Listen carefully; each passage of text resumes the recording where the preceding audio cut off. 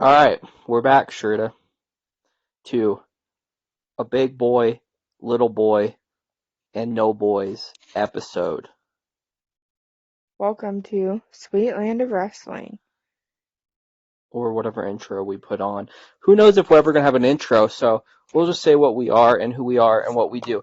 And what we And do? we should start every podcast with Yeah, it's okay. Regina and Georgie, Big strong boys. and we're Sweetland Wrestling. We're really just chaos, but we're here to talk about wrestling. So, Are we recording right now? yeah, Oh, we definitely are. So, Sherda, what's on the docket? We can either talk about the two things that we were going to talk about, or we can talk about our little history of wrestling that we could put on the first episode. let's just do a little history All right. of wrestling and our knowledge so they know when we speak Okay. where our knowledge is coming from. Yeah, not much. Well, you've been watching it a lot more years than I've been watching it. Yep.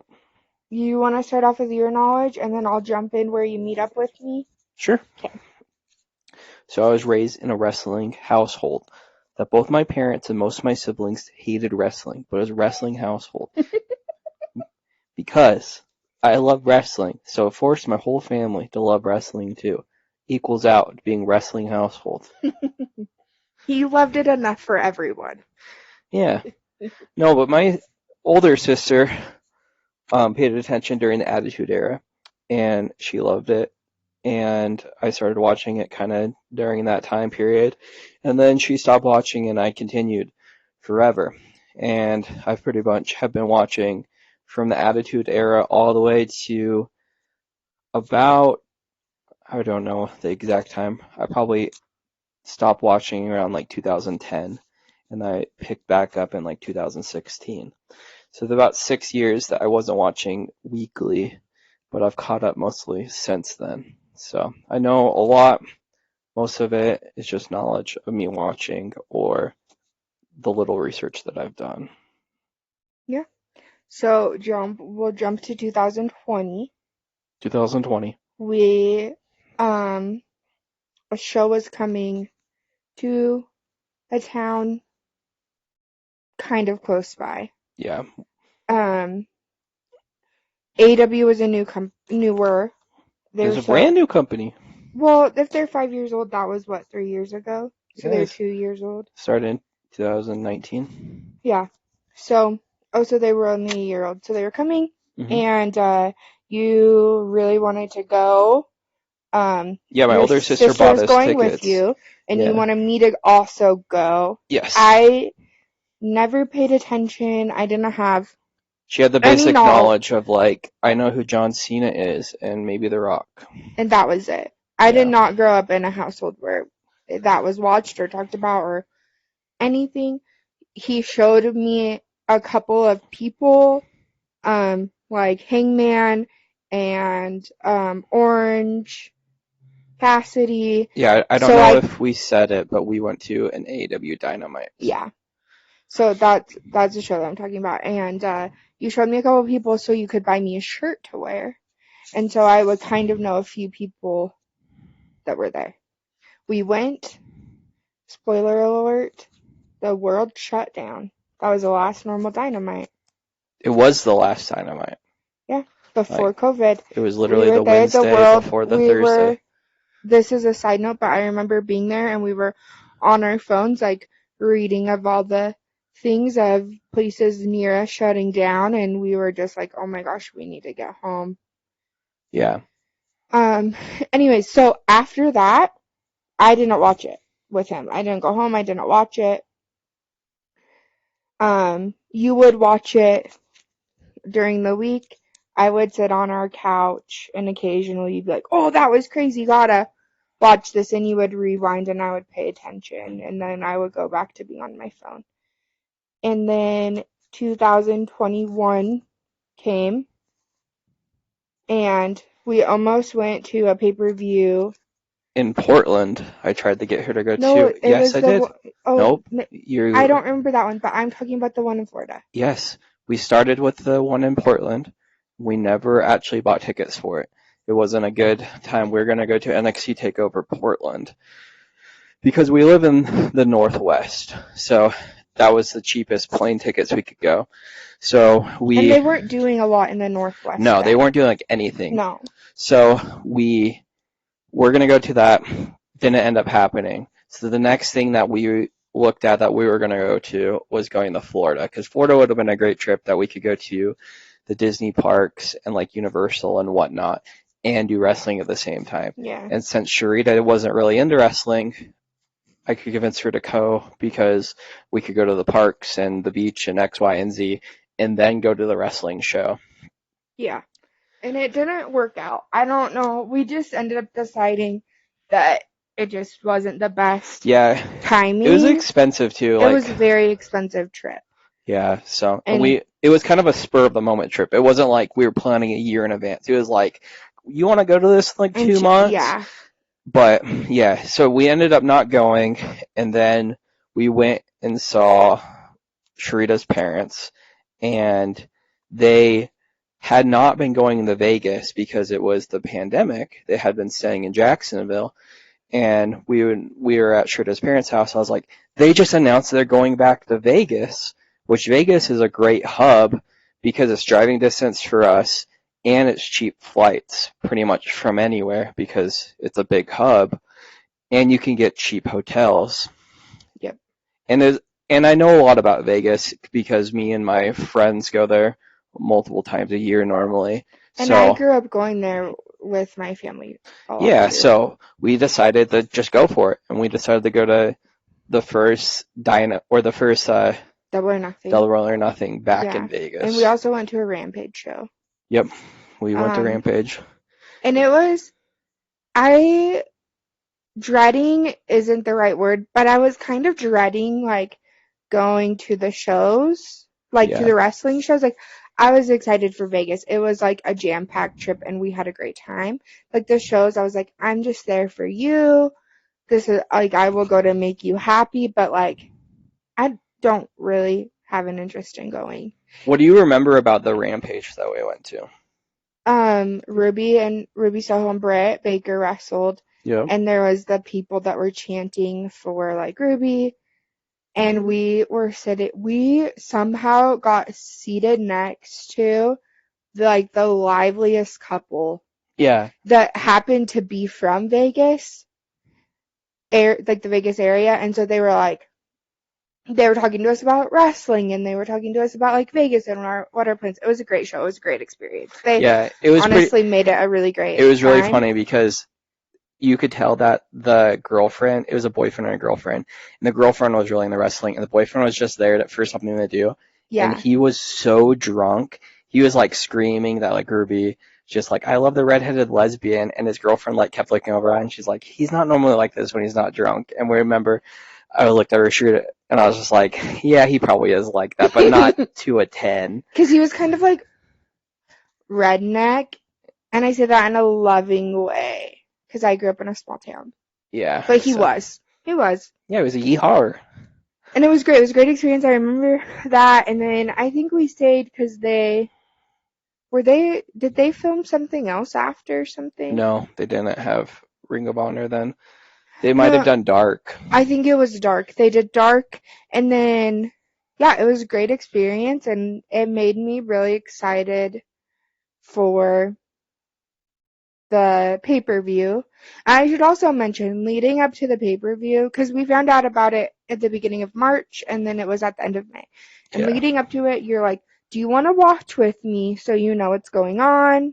Do you want to have any part in this? And I was like, no. Because I was on the mindset, I'm just there for you. I'm just there because that's what you want to do, so I will go with you.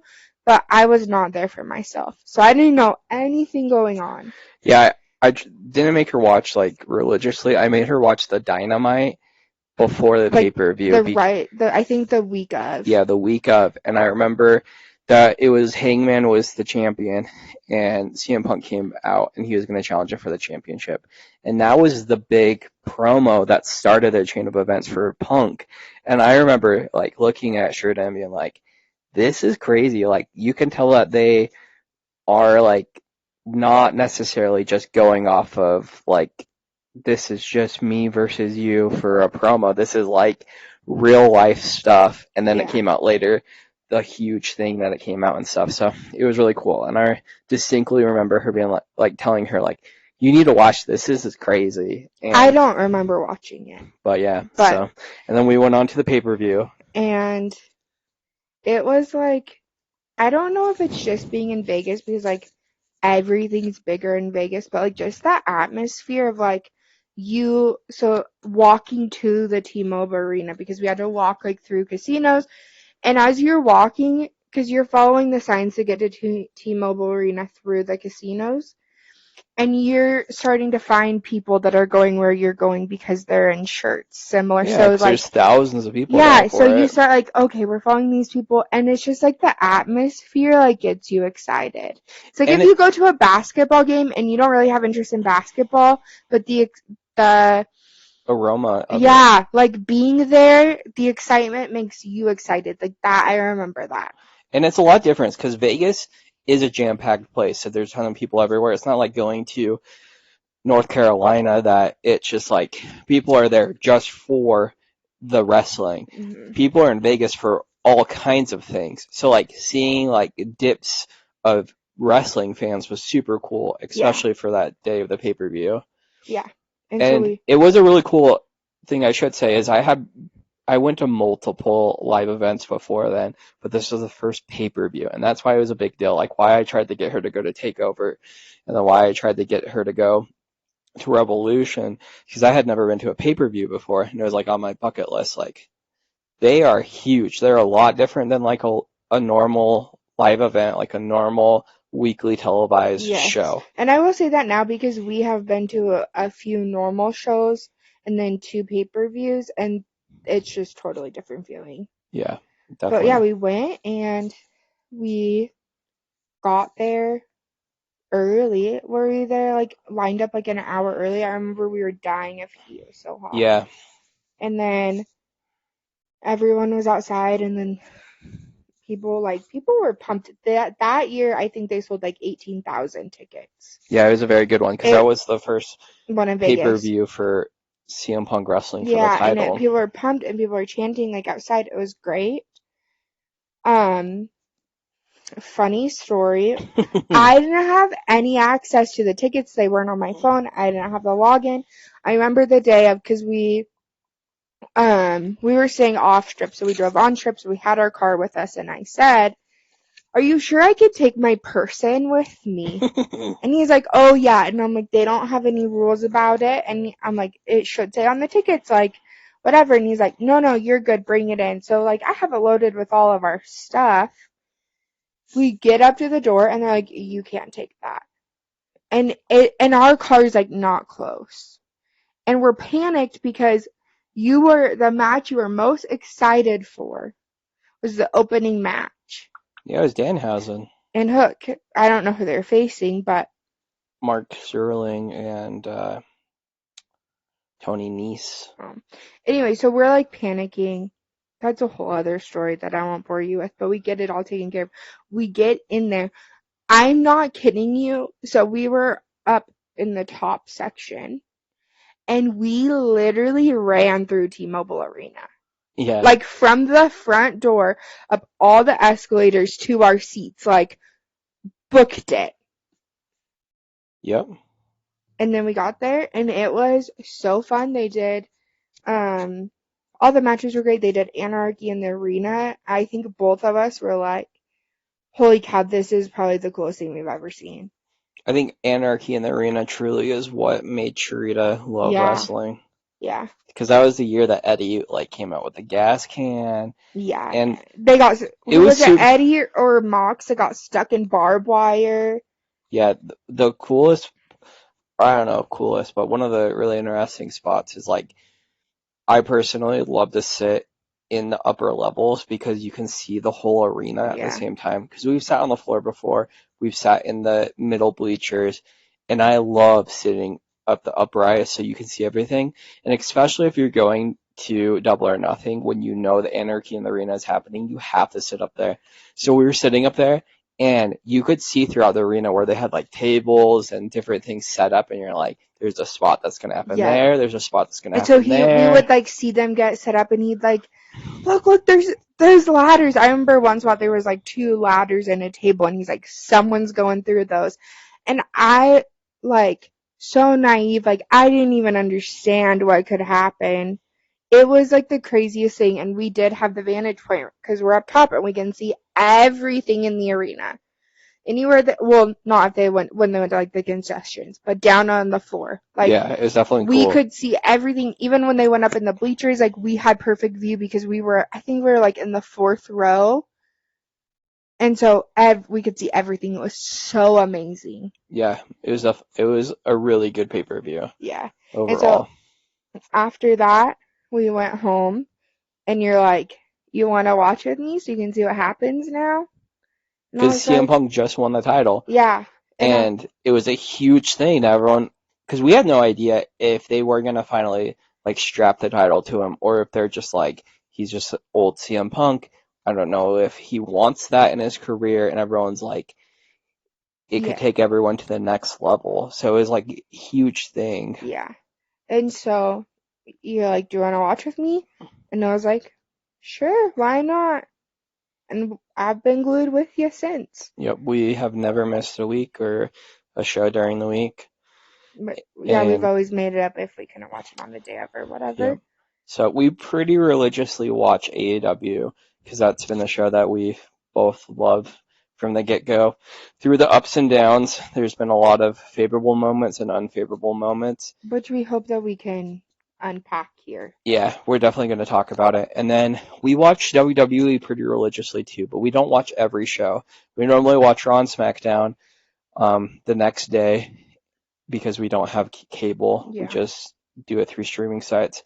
And I watch NXT. I don't, unless you know there's going to be something on there that I would like. Sometimes she'll watch like the NXT pay-per-views with me, but not very often. So, and then here and there I'll watch TNA, but not barely ever. So, and we do watch WWE. I will be really honest, we fast forward through a lot of it. Yeah, there's a lot of we stuff just that watch we're not the things that are interesting to us, whereas AEW will watch the whole thing. Yeah. And we, like, our conversations, but just between us, typically revolve around AEW, so you'll probably hear us talk about AEW more than other things, but like WrestleMania 40 is about to happen, so we will talk about that. We should say that we do watch every pay-per-view, and we religiously watch every pay-per-view. Don't fast forward through anything. We consistently, like, we watch it, we set our phones down, and we're actually paying attention to the pay-per-views. Weekly television can be hit or miss just because life gets crazy. What's going on and all that. But we have a lot of interesting takes, and we truly just like to talk about it because it's something that we consistently talk about in our household. So we want to start to record them. We are necessarily recording these podcasts not for anyone's pleasure other than ours, and hopefully one day our kids can listen to them and they can understand the progression of us watching wrestling and going to wrestling shows and hopefully raising them through wrestling. So if you want to truck along with us and hear our opinions, that's great. If not, I hope you can enjoy wrestling however you want to. Yep. So stay tuned. We'll be here